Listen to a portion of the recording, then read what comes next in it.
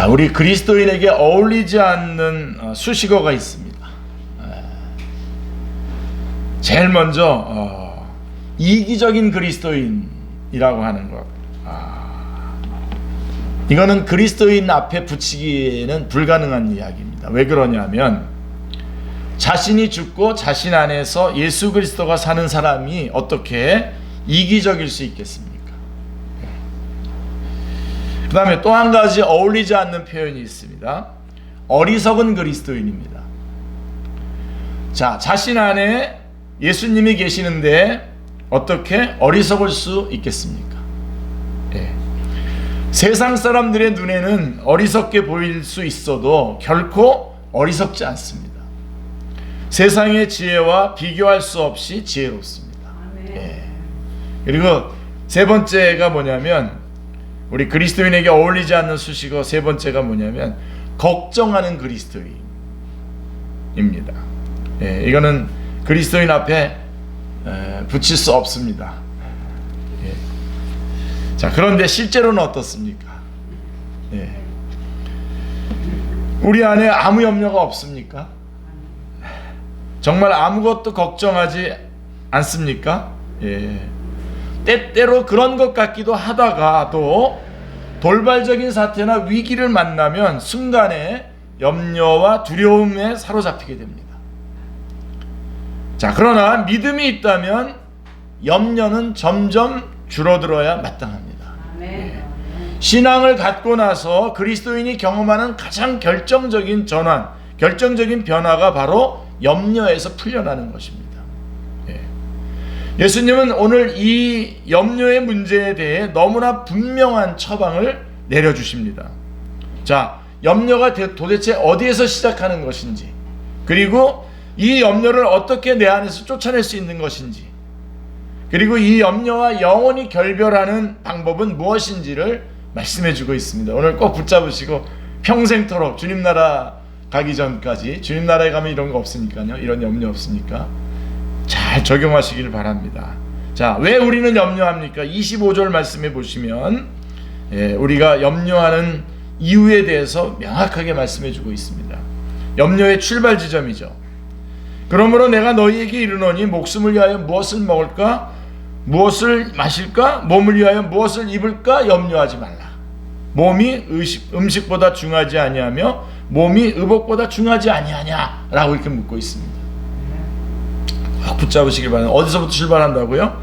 자, 염려는 먼저 의식주의 문제에서 출발한다 라고 하는 것이죠. 살기 위해서 의식주가 필요하다는 데서부터 출발합니다.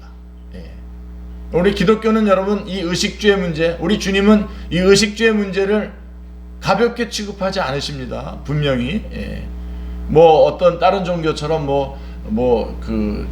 자기를 비우고 이러는 거, 우리는 그런 거 아닙니다. 이런 의식주의 문제 우리 주님 깊이 관심을 가지고 계십니다. 육신을 가진 인간은 먹고 마셔야 살고 입어야 삽니다. 그렇죠? 예수님은 먼저 인간의 의식주가 아무 가치가 없다고 말씀하시지 않습니다. 의식주는 중요합니다. 그러나 의식주가 먼저가 아니라는 겁니다. 의식주가 중요한데 의식주가 먼저가 아니고 의식주보다 더 중요한 게 있기 때문에 염려하지 말라는 것입니다. 그러니까 의식주가 먼저가 아니고 의식주가 더 중요한 게 아니기 때문에 그것 때문에 염려하지 말라는 것입니다. 의식주 때문에 걱정하는 삶을 살아서는 안 된다라고 하는 것입니다. 자, 우리가 중요한 것부터 따진다면 목숨이나 몸이 음식이나 옷보다 더 중요하다는 것을 잘 압니다. 그렇죠? 자, 중요하다는 것을 아는 것하고, 오늘 설교가 조금 여러분 자세히 잘 들으셔야 됩니다. 중요하다는 것을 아는 것과 중요하기 때문에 걱정하는 것은 다른 겁니다. 중요하기 때문에 모아야 하고 쌓아야 합니까? 중요하기 때문에 모아야 하고 쌓아야 되는가요? 자, 모으고 쌓는 이유가 무엇입니까? 염려 때문입니다. 부족을 염려하고 안전을 염려하고 있는 것이죠. 또 남에게 무시당하는 것을 염려하는 것입니다. 남에게 무시당할까 봐, 또 부족함 때문에, 그리고 안전 때문에 걱정을 하는 거죠. 염려 때문에. 인간이 범죄하고 난 후에 에덴에서 쫓겨나면서 그들이 처음으로 한 일이 바로 염려하면서 쌓는 일이었습니다. 제일 먼저는 에녹성, 에덴에서 동쪽으로 가면서 먼저 에녹성이라고 하는 성을 쌓지 않습니까? 그러더니 창세기 11장에 이르러서는 바벨탑을 쌓습니다. 자신의 이름을 내고자 한 것이고 욕망에 사로잡혀서 자기가 하나님에게까지 이르겠다라고 하는 것입니다. 불안하면 부지불식간에 쌓습니다. 불안한 사람은 담을 쌓고요, 길거리에서도 돌무더기를 쌓습니다. 아시죠? 저는 좀 많이 부시면서 가는데, 뷔페 식당에서도 음식을 쌓아서 가져옵니다. 왜 그렇습니까? 여러 번 먹어도 괜찮은데 왜 높이 쌓아서 들고 옵니까? 내 몫에 대한 무의식적인 염려 때문입니다. 자, 우리는 왜 염려합니까, 여러분? 첫째로 오늘 우리 주님께서 아주 명확하게 말씀해 주고 계십니다. 자, 26절부터 30절에 보면 예수님은 우리가 염려하는 것이 믿음이 작기 때문이라는 겁니다. 믿음이 작아서, 작은 믿음 때문이라는 것입니다. 자, 예수님은 이렇게 말씀을 하시다가 손을 들어서 자, 공중에 나는 새를 보라고 가리키고 계십니다. 26절에 보십시오. 공중에 새를 보라. 심지도 않고 거두지도 않고 창고에 모아들이지도 아니하되 너희 하늘 아버지께서 기르시나니 너희는 이것들보다 귀하지 아니하냐? 라고 이렇게 묻고 있습니다. 자, 이 질문의 의도가 무엇입니까? 자, 새가 누구 때문에 날아다니는 겁니까? 자, 누가 새를 기릅니까? 사람과 새 중에 어느 쪽이 더 귀합니까? 사람이 더 귀한데 왜 새도 하지 않는 일을 사람이 하느냐라고 묻는 것입니다. 다시 말해서 새도 의식주 걱정을 하지 않는데 왜 더 중요한 사람이, 더 귀중한 사람이 그 걱정을 하느냐라고 하는 것입니다. 왜 짐승도 하지 않는 걱정을 사람이 하느냐라고 하는 것입니다. 예수님은 머뭇거리지 않고 또 물으십니다. 27절에 보면 너희 중에 누가 염려함으로 그 키를 한 자나 더 할 수 있겠느냐? 자, 여러분 아이들이 자라는 것을 보십시오. 저 혜림이 우리 자라는 거 보시면 1년 전 거 저 이렇게 페북에 가면 1년 전 게 또 이렇게 다시 이제 한번 보라고 오거든요. 이렇게. 걱정해서 키가 크는 게 아니죠. 엄마가 걱정해서 생명이 잉태된 것이 아니고 아이가 부모의 염려 때문에 자란 것이 아닙니다. 그래서 여러분 우리는 기도하는 거죠. 애를 놓고 클 때가 되어서 크고 멈출 때가 되어서 더 이상 자라지 않는 것입니다. 28절 29절 말씀을 보십시오. 또 너희가 어찌 의복을 위하여 염려하느냐? 들의 백합화가 어떻게 자라는가 생각하여 보라. 수고도 아니하고 길쌈도 아니하느니라. 그러나 내가 너희에게 말하노니 솔로몬의 모든 영광으로도 입은 이 옷이 입은 것이 이 꽃 하나만 갖지 못하였느니라. 솔로몬 왕의 그 화려하게 차려 입은 옷과 들꽃의 아름다움을 비교하고 있습니다. 예수님은 하나님이 디자인하신 백합화와 사람이 디자인한 솔로몬 왕의 화려한 옷을 그 차이를 보라고 말씀하고 계시는 겁니다. 우리 백합화는 지금 우리가 지금 생각하는 그 백합화가 아니라 그 이스라엘의 들꽃들입니다. 들꽃. 그렇게. 백합화는 예수님이 살던 지역에서 흔히 피던 꽃이었습니다. 꽃은 대개 잠시 피었다가 집니다. 하루살이와 같습니다. 쭉 피었다가 쫙 꺾이잖아요. 그죠? 아침에 피었다가 저녁에 지는 들꽃 하나만큼의 아름다움에도 미치지 못하는 그 옷 때문에 왜 염려하느냐라고 하는 것입니다. 자, 이제 30절에 보시면요. 오늘 있다가 내일 아궁이에 던져지는 들풀도 하나님이 이렇게 입히시거든 하물며 너희일까 보냐? 믿음이 적은 자들아, 작은 자들아, 이렇게 말씀하고 있습니다. 예수님은 계속해서 들풀도 벌거벗은 채 버려두지 않는데 하물며 사람을 헐벗게 하겠느냐라고 물으시는 것입니다. 자, 예. 그럼에도 인간이 걱정하는 까닭이 무엇입니까? 예수님이 그 답을 아주 명확하게 알려주죠. 믿음이 작기 때문입니다. 믿음이 없는 것은 아닙니다. 믿음이 없는 게 아니에요. 아무 믿음도 없는 사람은 없습니다. 어떤 것이건 믿고 살아갑니다. 심지어 아무것도 믿어서는 안 되고 어떤 사람도 믿어서는 안 된다라고 하는 것도 그것도 믿는 거잖아요. 그렇게. 예. 믿음이 크면 문제가 없습니다. 믿음이 작기 때문입니다. 우리가 걱정하고 염려하는 이유에 대한 정확한 진단인 것입니다. 상황이 나빠서 염려하는 것이 아닙니다. 믿음이 작아서 염려하는 것입니다. 아직 닥치지도 않은 일을 놓고 왜 염려합니까? 믿음이 작기 때문입니다. 근원적으로 불안에서 해방되는 방법, 자유로워지는 방법은 믿음이 커지는 것입니다. 네, 그러므로 염려하지 않는 길은 두 가지밖에 없어요. 상황을 바꾸든지 아니면 믿음을 키우든지 둘 중에 하나입니다. 네. 그런데 알고 보면 이 둘은 별개가 아니에요. 상황을 바꾸는 가장 빠른 길도 사실은 믿음입니다. 네. 믿음으로 대응하면 반드시 상황이 바뀌게 되어 있습니다.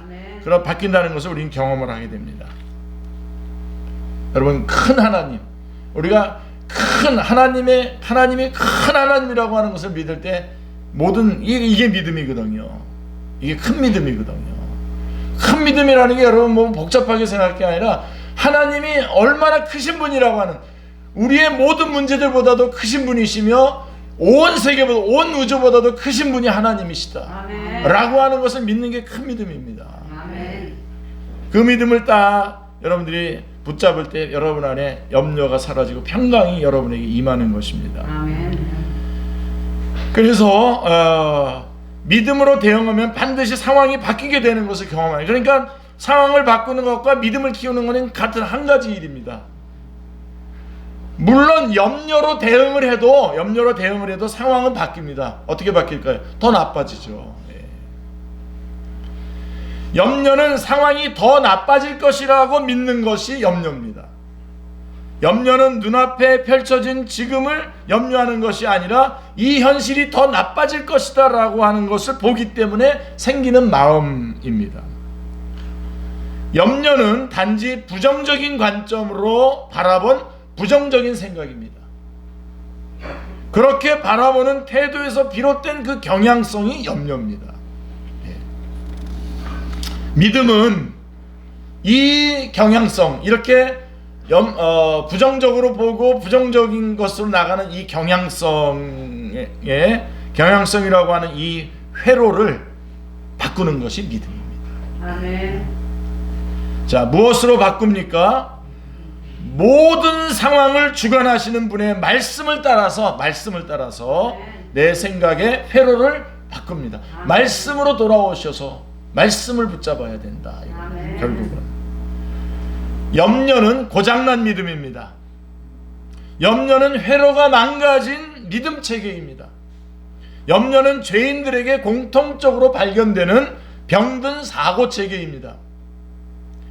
우리는 믿음으로 사물을 바라보는 법을 배워야 합니다. 예. 다시 한번 여러분들이 하나님이 얼마나 크신 분이라고 하는 것을 붙잡아야 됩니다. 여러분, 우리 사도행전에 보면 사도 바울이 죄수가 되어서 그 로마로 가게 되지 않습니까? 가다가 그 배를 타고 가다가 풍랑을 만납니다. 근데 거기에는 그 선장이 있었고요. 선장은 여러분 이 배에 대해서 전문가 아닙니까? 근데 그 풍랑 앞에서 완전히 모든 그런 것들을 다 잃어버리고 거기서 어쩔 줄을 모르고 있는 겁니다. 그 다음에 거기 선주가 타 있는데요. 이 선주는 물질을 가지고 있는 사람 아닙니까? 근데 그 물질이 그 풍랑 앞에서 아무것도 하지 못합니다. 근데 거기 죄수로 끌려가고 있는, 죄수로 그 배를 타고 가고 있는 사도 바울은 그 배 안에 모든 사람들이 염려하고 모든 사람들이 불안해하고 모든 사람들이 두려워했지만 이 죄수로 끌려가고 있는 이 사도 바울만큼은 끄떡없습니다. 너희들의 생명에 대해서 하나님께서 다 너희들의 생명을 다 살려둘 거다. 걱정하지 마라. 그러니까 거기 있는 모든 사람들이 다 염려하고 불안해하고 두려워하지만 이 사도 바울은 이 모든 상황보다, 이 풍랑을 만난 이 상황보다도 하나님이 더 크신 분이다라고 하는 것을 믿고 있었기 때문에 그에게는 평안이 있었고 그 모든 상황을 다 바꿔낼 수가 있었습니다. 그 하나님을 붙잡아야 됩니다. 하나님이 크시다라고 하는 그 관점으로 모든 것을 보는 겁니다. 그게 하나님의 시선입니다. 그게 믿음입니다. 그게 평안입니다. 우리는 믿음을 키워야 합니다. 믿음에 붙들려야 합니다. 믿음의 삶을 살아야 됩니다. 그게 뭐라고요? 크신 하나님을 크신 하나님으로 보는 겁니다. 다 붙잡으시길 바랍니다. 자, 그러면 우리는 왜 염려합니까? 첫째, 믿음이 작기 때문에 26절부터 30절에 말씀하고 있고, 또 하나, 자, 이 조금 전에 말씀드린 것과 좀 겹치는 것 같은 그런 모습이긴 합니다만은, 왜 우리가 염려하냐면 예수님은 우리가 염려하는 이유가 우리 안에 하나님이 없기 때문이라는 겁니다. 31절 32절에 말씀하고 있는데요. 그러므로 염려하여 이르기를 무엇을 먹을까 무엇을 마실까 무엇을 입을까 하지 말라. 이는 다 이방인들이 구하는 것이라 너희 하늘아버지께서 이 모든 것이 너희에게 있어야 할 줄을 아시느니라 라고 이렇게 말씀하고 있습니다. 하나님의 부재, 하나님이 없기 때문에 염려한다는 겁니다. 자, 염려하지 말아야 될 두 번째 이유가 뭐냐? 염려는 이방인들의 습관이라고 하는 것입니다. 여러분, 이방인들은 뭡니까? 자기가 자기를 스스로 책임지는 사람들이 이방인입니다. 근데 여러분, 우리는 하나님의 자녀이기 때문에 우리는 누가 책임져 주십니까? 하나님이 책임져 주십니다. 염려란 하나님을 모르는 사람들의 생활 방식입니다. 그들의 일상은 염려 안에서 살아가는 것입니다. 염려란 죄인들의 생활 방식입니다. 죄는 분리를 가져오게 되죠. 죄는 하나님과의 분리를 초래합니다. 마치 대지에서 뿌리가 뽑힌 나무와 같이 죄는 하나님과 우리 사이를 갈라놓습니다. 분리하게 됩니다. 뿌리가 뽑힌 나무는 여러분 살아있는 것 같이 보이지만 결국 죽는 거 아닙니까? 죽어가는 거 아닙니까? 마치 물에서 빠져나온 물고기와 같이 처음에는 팔떡팔떡 아직 살아있지만 물에서 빠져나왔다라고 하는 것은 이미 죽어가고 있다라고 하는 것입니다. 분리를 말하는 것입니다. 자원이 고갈되는 거 아닙니까? 하나님과 떨어지면 나타나는 첫 번째 증상이 뭐냐? 불안입니다. 불안. 자, 불안하면 생각이 부정적이 되겠죠. 불안하면 생각하는 것마다 염려가 됩니다. 염려는 빨리 자랍니다, 여러분. 염려는 내 안에서 순식간에 나를 채울 만큼 자랍니다. 염려가 염려를 끝없이 낳기 때문입니다. 제가 먹는 그런 조금 음료수 같은 건데요. 그거는 그 가루를 물에다 탁 넣으면 빨리 엉켜요.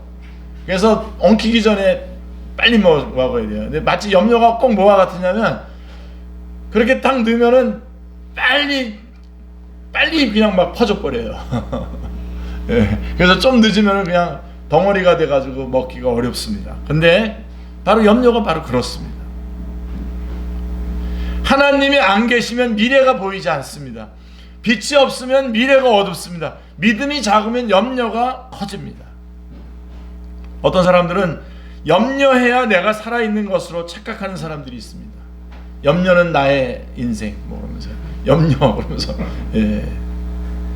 염려를 마치 취미생활처럼 하는 사람들이 있습니다. 제가요 저는 어떤 사람하고도 다 친하게 지내라고 하는 그런 주의자인데요. 근데 이 사람하고는 친하게 지내면 안 됩니다. 염려를 자기의 취미생활로 생각하는 사람, 그런 사람 곁에 있으면요 염려가 전염이 됩니다. 아까 막 엉키듯이 금방 염려가 막 퍼집니다. 입만 열면 불안한 얘기를 하기 때문에 듣다 보면 내 안에서도 염려가 자라기 시작합니다. 내 안에서도 자라요 그게. 염려가 자라면 행동이 이상해집니다. 행동이 이상해. 얼마 전에요, 좀 몇 년 됐습니다만은 어떤 사람이 우리나라에 전쟁이 일어난다 그랬어요. 그래가지고 이제 북한에서 내려와서 우리를 다 인육을 막 우리 먹을 거다 그러면서 막 어떤 여자 전도사님이 그렇게 막 얘기를 하고 다녔어요. 그 말을 듣고요, 아예 외국으로 여러 팀이 짜여가지고 외국으로 나갔어요. 다 가버렸어요. 그게 노아 방주 프로젝트라고 해가지고서는 그 사람들이 그렇게 해가지고 나갔어요. 그리고 아직 돌아오지 않는 사람들도 있어요. 자, 여러분, 어떤 사람은 전쟁 소식을 듣고 나라를 지키려고 다시 외국에 있다가도 들어오는데 교회 다닌다고 하는 사람들이 단체로 피난길에 오른 겁니다. 웃음거리가 되었습니다. 그것이 알고 싶다 거기에 또 나왔어요. 그게. 예수님은 떠나가시기에 앞서서 제자들에게 말씀하셨습니다. 아마 제자들의 얼굴에서 어두운 표정을 보셨을 것입니다. 요한복음 14장 1절에 보십시오. 너희는 마음에 근심하지 말라. 하나님을 믿으니 또 나를 믿으라. 꼭 붙잡고. 갈수록 근심이 늘어나는 세상입니다. 갈수록 불안한 세상입니다. 어떻게 해야 이 불안과 걱정에서 벗어날 수 있겠습니까? 예수님 말씀하십니다. 하나님을 믿으니 또 나를 믿으라 라고 말씀하고 있습니다.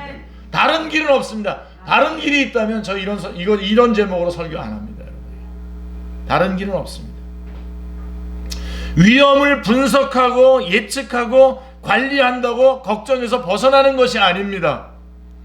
중요한 원칙은 믿음이 없으면 근심할 수밖에 없다는 것입니다. 반면에 믿음이 차오르면 근심할 수가 없습니다. 아멘. 왜 그렇습니까? 믿음이 평안이기 때문입니다. 아까 큰 하나님을 붙잡을 때 평안이 우리를 붙잡는 거 아닙니까? 사도 바울이 기도의 본질을 알려주고 있는데요. 빌립보서 4장 6절 7절 말씀을 보십시오. 아무것도 염려하지 말고 오직 모든 일에 기도와 간구로 너희 구할 것을 감사함으로 하나님께 아뢰라. 그리하면 모든 지각에 뛰어난 하나님의 평강이 그리스도 예수 안에서 너의 마음과 생각을 지키시리라. 마음과 생각을 지켜야 염려나 불안에서 벗어난다고 합니다. 내 생각으로 하루 종일 생각해봐야 불안이고 염려일 뿐입니다. 그러므로 내 생각을 압도하는 예수님의 생각으로 들어가야 됩니다. 아멘. 어떻게 들어갑니까? 예수님이 내 안에 계시면 됩니다. 아멘. 설교 듣고 말씀 공부하고 말씀 묵상하고 말씀으로 기도하고 말씀으로 찬양하고 이것이 믿음의 능력이요 믿음의 증거입니다. 아멘. 기도가 응답되지 않았는데 감사할 수 있습니까? 있습니다. 믿음 때문에 감사할 수 있습니다. 믿음으로 나아갔고 믿음으로 기도했고 믿음으로 이미 이루어진 일을 보기 때문입니다. 이때 벌써 기쁨을 맛보는 것입니다. 상황은 아무것도 달라진 것이 없는데 기쁨이 있습니다. 하박국 선지자가 바로 그 고백을 한 거예요. 저는 그 하박국 선지자의 고백을 가지고 우리 교회 이름 지었어요. 축제교회라고. 그 하박국 선지자가 고백한 기쁨이 바로 이 기쁨입니다. 우리 아들 이름이기도 한데요. 이 기쁨입니다. 그는 이스라엘이 하나님의 심판을 받아 곧 망한다는 것을 알았습니다. 얼마나 두려운 일입니까? 전쟁으로 끔찍하게 변한 예루살렘의 모습이 눈앞에 현실로 다가오고 있습니다. 그러나 그가 마지막에 발견한 게 뭐냐면 하나님의 선하심과 회복에 대한 소망입니다. 그걸 꼭 붙잡은 겁니다. 그는 아름다운 고백을 남기죠. 하박국 3장 17절 18절. 여러분 주보 우리 앞면에 첫 번째 나오는 그 구절입니다.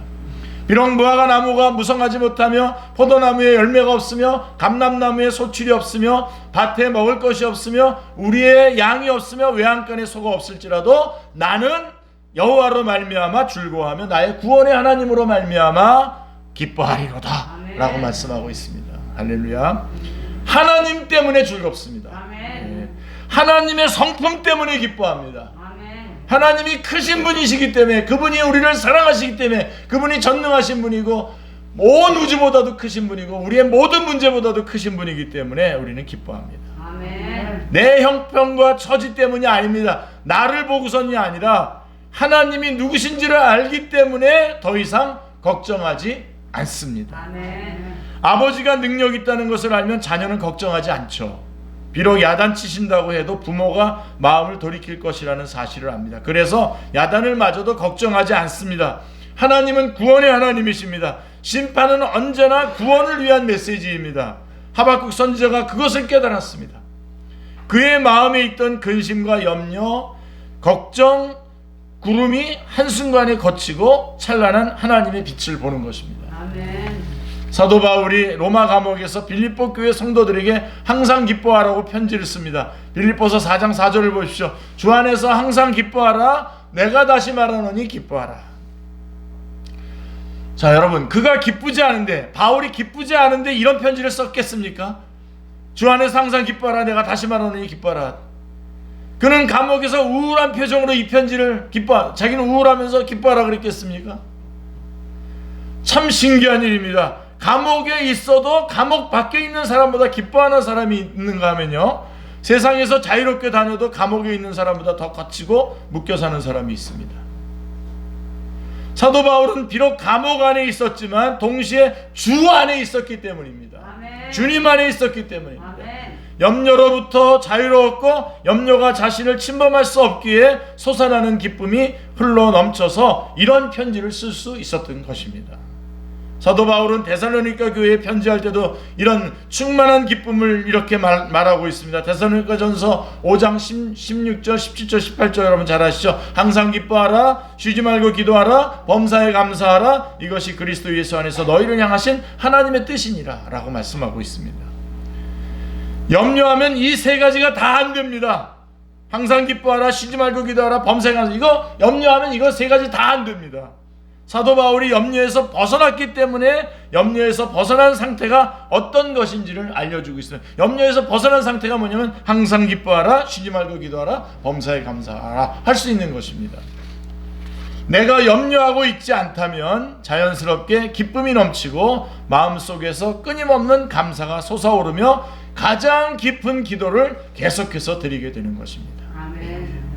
자, 이 정도 됐으면 여러분 염려하지 않고 믿음의 삶을 주님 안에서 살아갈 수 있을 텐데, 한 가지만 더 우리 주님께서 한 가지 더 말씀해 주시고 계십니다. 왜 우리는 염려하냐? 첫째, 믿음이 작기 때문에. 그 다음에 둘째로 하나님이 없기 때문에라고 그랬는데 33절 34절에 보면 우리가 왜 염려하냐? 예수님은 우리가 염려하는 것이 자기 자신을 추구하기 때문에 염려한다는 것입니다. 자기 자신을 앞세우기 때문에 라고 하는 것입니다. 33절에 보십시오. 그런즉 너희는 먼저 그의 나라와 그의 의를 구하라. 그리하면 이 모든 것을 너희에게 더하시리라 라고 말씀하고 있습니다. 왜 염려합니까? 세 번째 이유는 자기 자신의 나라를 갈망하기 때문입니다. 염려하지 않고 믿음으로 사는 사람들의 삶의 방식은 어떤 것입니까? 먼저 그의 나라와 그의 의를 구하는 자들입니다. 그러면 염려하는 사람들의 삶의 방식은 어떤 것입니까? 먼저 자신의 나라와 자신의 의를 구하며 살아갑니다. 요즘 현대의 설교자들이 이거를 성도들에게서 이거를 꺾어내는 게 제일 지금 어렵습니다. 다 세상이 다 자기가 자기를 관리해야 되니까요. 그래서 자기의 세계들을 다 인정해 주는 거 아닙니까, 요즘은?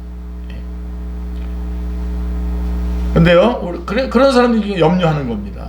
근데 오늘 주님께서 말씀하시는 것은 바로 그 염려가 바로 자기 자신을 추구하기 때문에 일어난다는 것입니다. 자기의 나라, 자기의 뜻, 자기의 야망, 자기의 소유를 구하며 살기 때문에 늘 불안하고 염려가 됩니다. 자신의 도덕적, 윤리적 기준을 고집하기 때문에 염려가 많습니다. 아니 왜 저 사람은 당신 생각같이 그렇게 살아야 됩니까? 왜 그렇게 안 산다고 막 미쳐해요 자기를. 예? 그러니까 결과적으로 분노가 많죠. 예. 걱정이 많고 짜증이 많고 결과적으로 분노가 많습니다. 악순환입니다.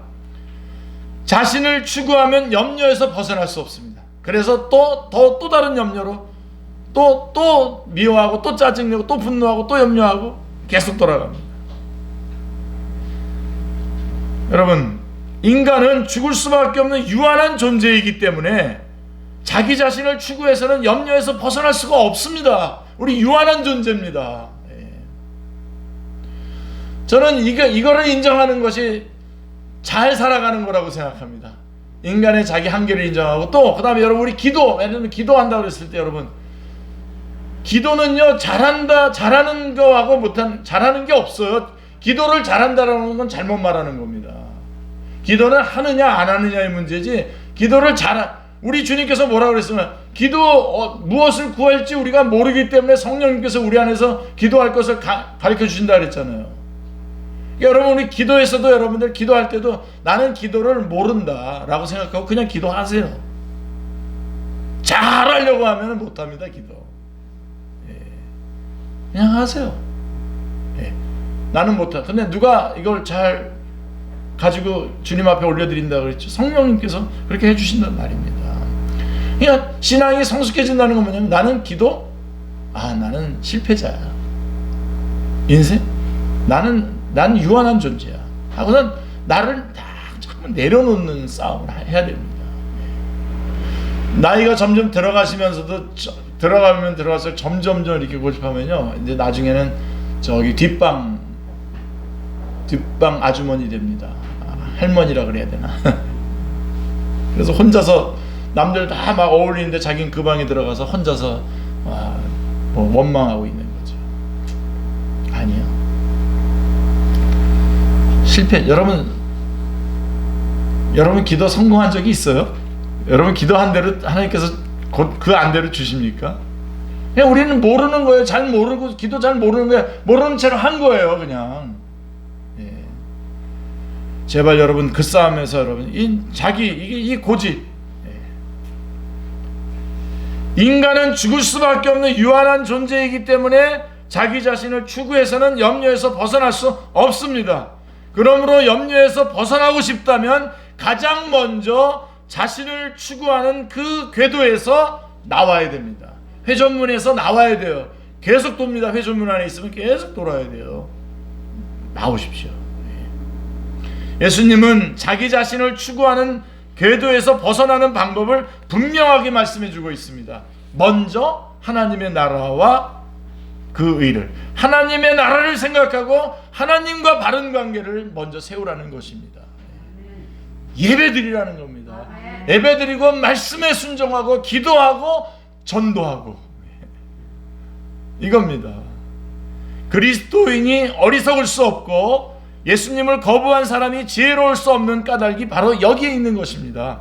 지혜란 먼저 할 일을 먼저 하고 나중에 할 일을 나중에 하는 것이 지혜입니다.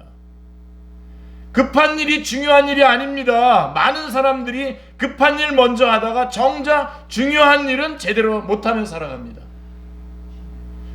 자신의 일은 다 급한 일 같고 중요한 일 같기 때문입니다. 여러분 임종을 앞두면 가장 중요한 일이 무엇인지 알게 된다고 합니다. 여러 명한테 이렇게 좀 물어보면 내가 왜 더 사랑하지 못했나? 그 생각한다는 거예요. 내가 왜 더 사랑하지 못했나? 더. 그리고 내가 왜 빨리 용서하지 못했나? 빨리 용서하지 못했나? 빨리. 꼭 붙잡아서 우리 다 닥칠 일들입니다, 여러분. 그러니까 그 전에 빨리 용서할 것은 오늘 빨리 용서하세요. 사랑해야 될 거 있으면 더 할 거 있으면 더 하세요. 뭐 주고 싶으면 여러분 생각했던 것보다 2배로 주세요. 더 주세요. 사랑하고 용서하는 것이 가장 중요한 일이었음을 알게 된다고 합니다. 이 죽음 임종을 앞두게 되면 하나님을 아는 일 예배죠. 주님을 온 마음을 다해서 사랑하고 따르는 일 제자의 길이죠. 이웃을 용서하는 일 사랑입니다. 무엇보다도 이것들이 중요한 일입니다. 여기에 우리가 몰두할 때에 염려하지 않을 수 있습니다. 이 중요한 일을 하면 염려가 생기지 않습니다. 순서를 바로잡으면 염려에서 벗어나게 됩니다.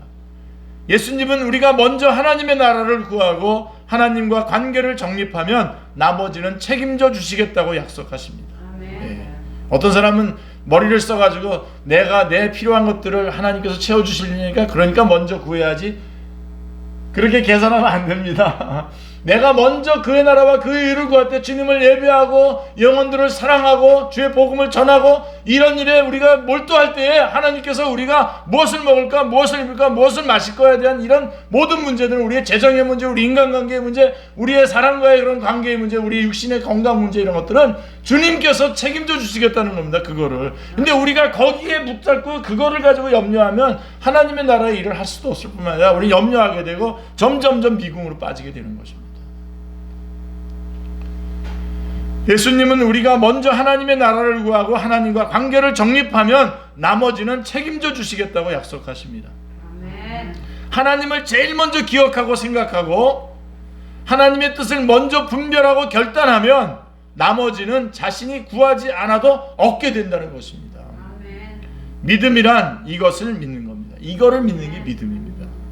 하나님 아버지는 자녀의 필요를 모르시는 분이 아니십니다. 아멘. 우리 필요를 잘 압니다. 우리 머리카락 숫자도 세우고 계십니다.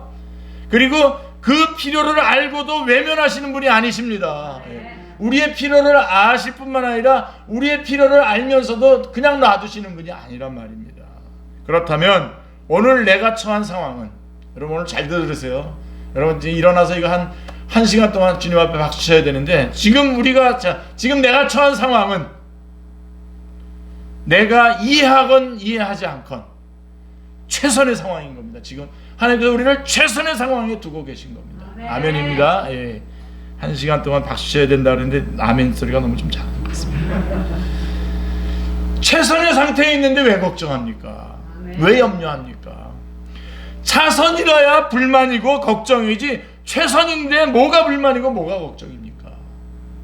34절을 보십시오. 그러므로 내일 일을 위하여 염려하지 말라. 내일 일은 내일이 염려할 것이요 한날의 괴로움은 그날로 족하니라 말씀하고 있습니다.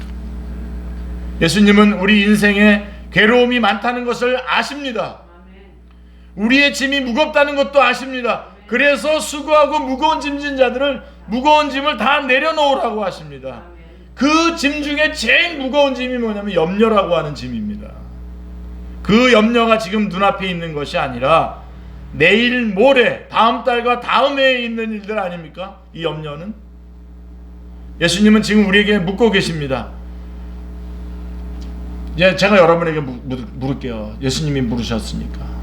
자, 내일이라고 하는 시간이, 죄송합니다 반말해서, 너의 것이냐?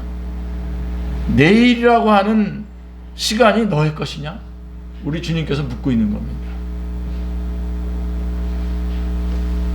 내일이라는 시간에 내가 여기 있으리라고 하는 믿음은 대체 어디에서 비롯된 것이냐? 내년에 내가 여전히 이 일을 하고 있을 것이라고 하는 믿음은 대체 누가 심어준 것이냐? 우리 주님께서 우리에게 묻고 있는 겁니다.